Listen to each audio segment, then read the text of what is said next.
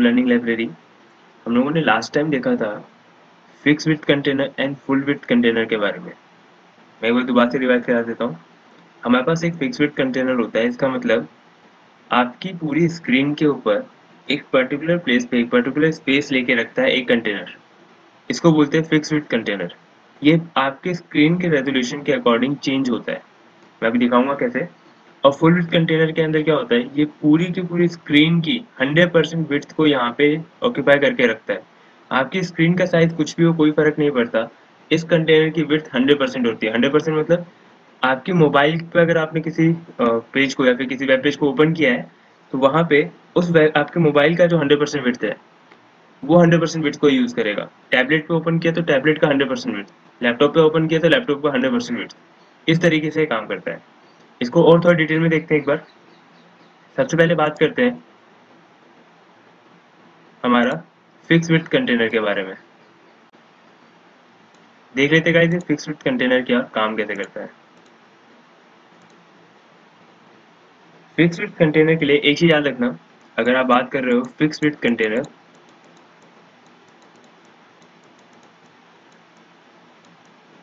Fix width container, तब आपको जो क्लास यूज करनी है वो है कंटेनर। बूटस्ट्रैप के अंदर ये क्लास पहले से बनी हुई है, हमें सिर्फ इसे यूज करना होता है। इसके बाद में आपकी जो मैक्सिमम साइज है, आपका जो विड्थ है, जो एक कंटेनर है, इसका क्या साइज रहेगा किस स्क्रीन पे, ये भी एक बार देख लेते हैं। जो मैक्सिमम विड्थ रहेगी आपकी, मैक्सिमम विड्थ रहेगी किस स्क्रीन पे क्या रहेगी वो देखते हैं। सबसे पहले बात करते हैं एक्स्ट्रा स्मॉल की। एक्स्ट्रा स्मॉल का मतलब होता है लेस देन 576 पिक्सल।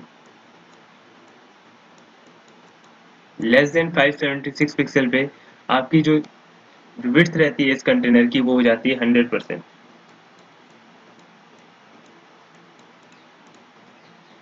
इसके बाद में अगर हम अब बात करें स्मॉल की,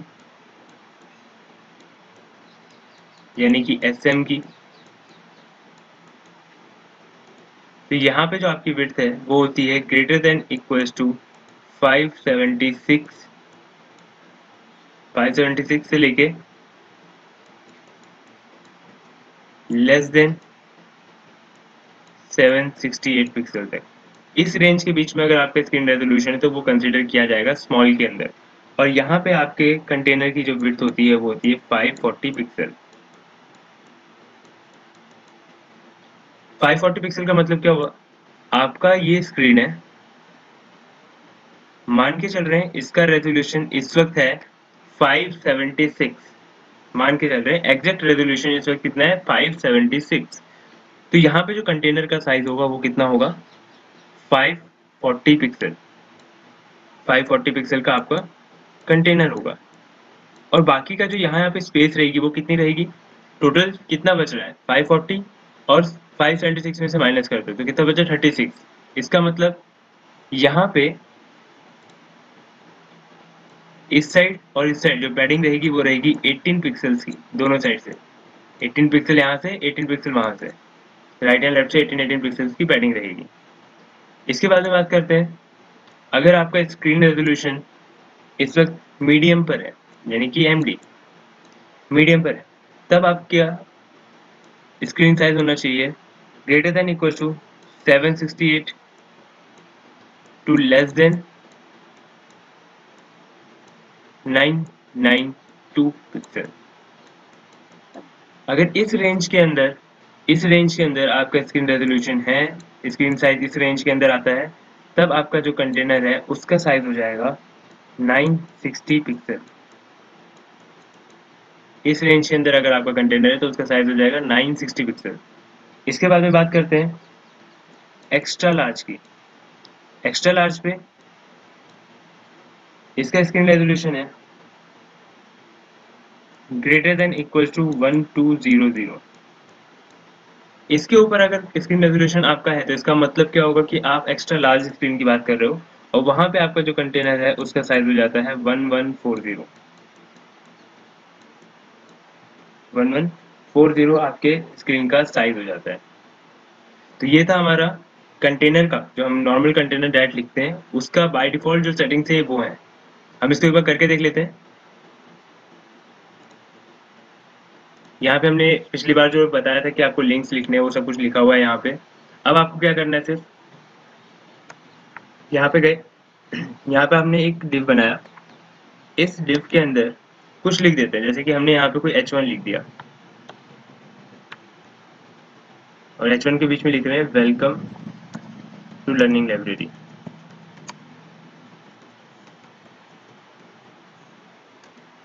इसको एक क्लास प्रोवाइड की, क्लास इक्वल्स टू कंटेनर।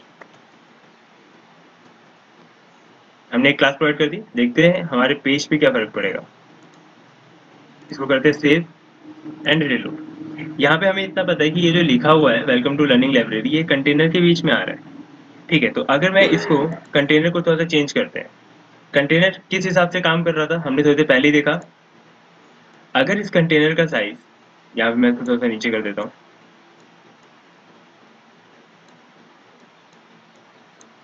और थोड़ा छोटा कर देते हैं ऐसे।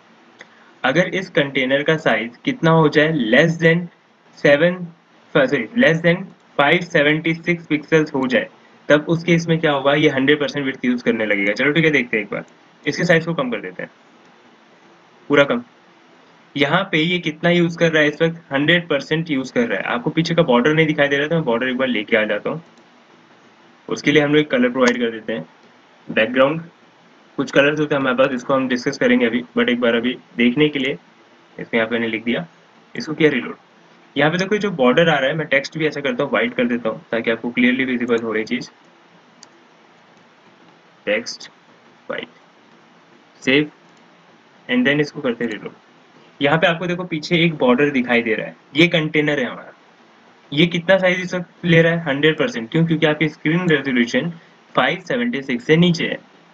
अब अगर आपका स्क्रीन का साइज 576 पिक्सल के ऊपर और 768 पिक्सल्स के बीच में है, तब आपके कंटेनर का साइज हो जाएगा 540 पिक्सल्स। यहाँ पे देखो, जैसे आपने एक लिमिट क्रॉस की, हल्का सा बढ़ाता हूँ, जैसे आपने ये क्रॉस किया इसका मतलब आप 576 पिक्सल्स के ऊपर आ चुके हो। जैसे ही आपका स्क्रीन रेजोल्यूशन इसके ऊपर हुआ, आपके कंटेनर का साइज हो जाएगा 540 पिक्सल्स। दोनों तरफ इस वक्त जो पैडिंग बची है, सीधे से है, आपका कंटेनर का साइज कितना है, 540 पिक्सल्स है।